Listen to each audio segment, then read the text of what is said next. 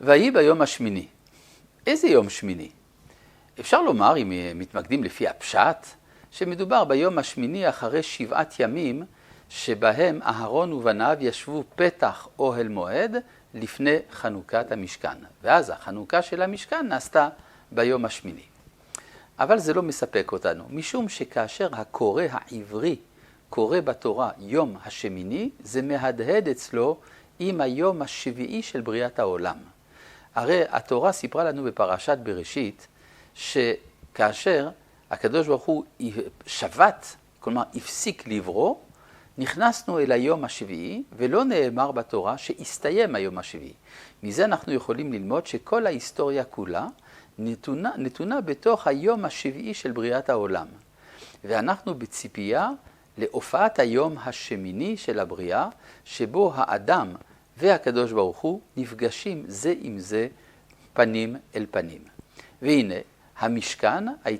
חנוכת המשכן זאת הייתה ההזדמנות להיווצרות היום השמיני. ויהי ביום השמיני, כלומר, במשכן לפחות אנחנו מגיעים לעולם שבו המפגש בין הבורא לנברא הוא אפשרי. והנה קרתה תקלה. המעשה של נדב ואביהו בעצם, אפשר לומר, קלקל במידת מה את התוכנית. כך שאנחנו עדיין בתוך היום השביעי, ורק מי שזוכה להיכנס למקדש, זוכה גם להיפגש פנים אל פנים עם הבורא ביום השמיני, שמצומצם אל המקום של המקדש. יחד עם זאת, אי אפשר לומר שזה היה כישלון מוחלט. הרי בזכות השראת השכינה במשכן, שגבתה מחיר כבד של נדב ואביהו, אבל בזכות ההשראה הזאת נעשה מפגש בין שתי תורות, תורת משה ותורת אהרון. עד עכשיו בפרשיות ראינו חלקים של תורת משה. תורת משה תובעת מן האדם להיות מושלם, להיות נשלט על ידי השכל. אין חטאים לפי תורת משה. לעומת זה, תורת אהרון היא ידידותית לעם ישראל. עם ישראל יכול לחטוא, האדם יכול להיכשל. אבל גם אם הוא נכשל, יש פתרון, אפשר לכפר, וזאת היא תורתו של אהרון. וכאן בפרשתנו אנחנו רואים ויכוח הלכתי בעקבות מות נדב ואביהו, כשמשה מצווה דבר אחד ואהרון ובניו עושים דבר אחר.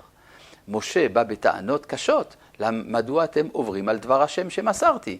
ואז אהרון בוויכוח הלכתי אומר למשה, אתה טעית בהבנת מה שאתה מוסר. כלומר, פה מתגלה משהו אדיר. דבר השם נמסר על ידי משה. הפרשנות של דבר השם תלויה בבית המדרש. ובבית המדרש, משה ואהרון שווים זה לזה. ובמקרה שלנו, הלכה כדברי אהרון. זאת אומרת שהשכינה שהייתה לפני כן בשמיים ירדה אל הארץ. אבל איפה בארץ? אל בית המדרש. בבית המדרש ממשיך הגילוי האלוהי בבחינת תורה שבעל פה מדור לדור.